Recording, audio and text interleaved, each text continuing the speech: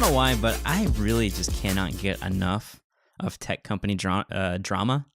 Like, when I see like drama on YouTube and stuff like that, that doesn't really appeal to me. But something about when a tech company is after another tech company, like, I just love it. I just can't get enough of it. It's like the most fascinating thing in the world to me. I guess I'm just a nerd. But this isn't exactly that. This is something a little different. So basically, and I'll put a link in the description of this video, but there was a bug that was found that could allow somebody to put malicious code into somebody's RAM through a vulnerability in Microsoft Edge. I don't know much more than that. That's not exactly what I found interesting about it. It wasn't the bug. It was how it came about. So Project Zero is a Google company that finds bugs in other people or in other companies' code. And if the company doesn't do anything about it, they go public and they shame that company for basically not doing what they're supposed to be doing. And this is what happened. They found a bug in Microsoft Edge 3 months ago.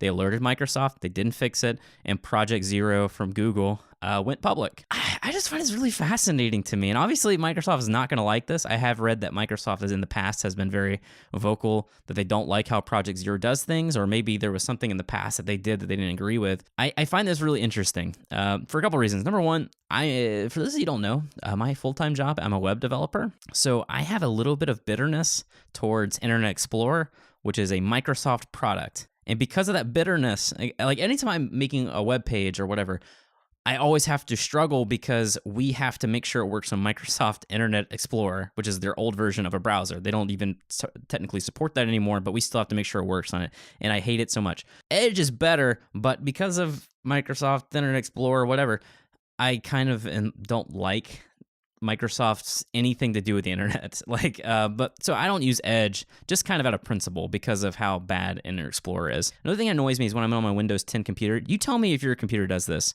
Anytime I open like Firefox or Chrome, something will pop up on my Windows desktop that says Edge is 30% faster than Google Chrome or has 30% less vulnerabilities. It used to happen to me. I'm not sure if I did something or why it stopped, but it did stop eventually for me, and it was the greatest moment. I gotta be honest with you, I don't even know how good Edge is or is not. I couldn't tell you because I feel like they made so many mistakes with Internet Explorer, and then they constantly would kind of like deny it or brush it under the rug or treat it like it wasn't that big of a deal. And then they just out of nowhere came out with Edge, and like we were supposed to be like ooh and ah and be all excited, but I didn't feel that excitement. I was already moved on to Chrome and first I moved on to Firefox, and I used Firefox for quite a long time, and then I tried out Chrome and I fell in love with Chrome. But I have no desire to go back to Edge to try Microsoft's new product that I feel like it's just kind of like a rebranded version of Internet Explorer. I found this really interesting because I know Microsoft is trying to get Edge to have more of the market share, and it clearly isn't. Chrome seems to have the bulk of the market share right now. And I find the whole thing just really interesting. We'll see what Microsoft has to say about this and Project Zero. What do you think about Project Zero, by the way? That's the other thing I want to talk about. I haven't read a whole lot about it, but I've always, when they first started talking about it a while back, I was really kind of excited about it because one of the biggest things that I love about Google that I can't stand about most other companies is Google, most of their stuff is open source. But when you talk about Microsoft and stuff, it's not. It's licensed software, which isn't that big of a deal. The problem is when, if you have a problem and you report that to Google, it's a public issue, right? So and they have to fix that because it's made aware to the public. When you submit that bug report, I mean, the public can go and view that, but that's not the case with Internet Explorer. I mean, you can go and post in a forum about it, but what they're doing about it doesn't have to be public, what they're doing or not doing. I thought that was kind of interesting, the way they're kind of forcing these companies to be more transparent. This is your issue. What are you doing about it?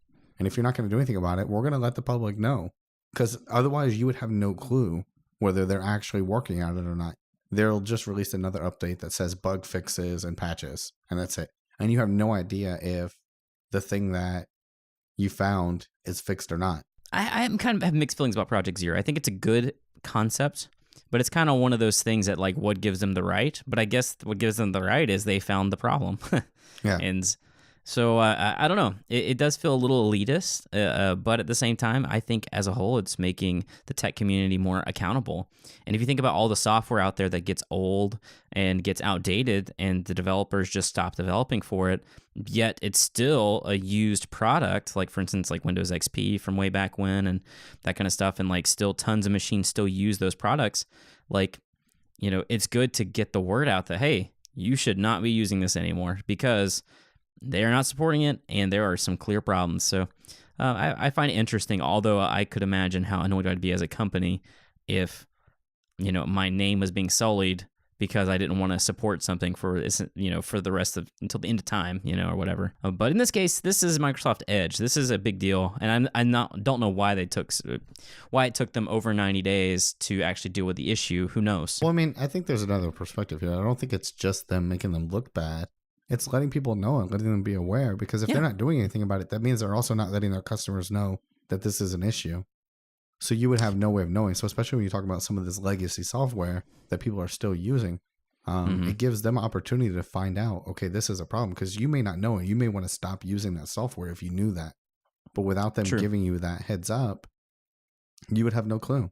Now, I guess I was trying to figure out how they make money, and I think it's from the bounties, because a lot of these companies have bounties if you find errors in their code, but I really have no idea. I could just be almost like a nonprofit that Google supports. I really don't know, but I find it really interesting. I'm not sure what Google's motive is here to run this thing, but I am glad it's here, I think, but it's cool. You know, it does seem like out of the kindness of their heart towards the community. Maybe it's PR. Maybe they just want to be known as that company that's willing to spend money to help, you know, other companies and help the population as a whole. I don't know.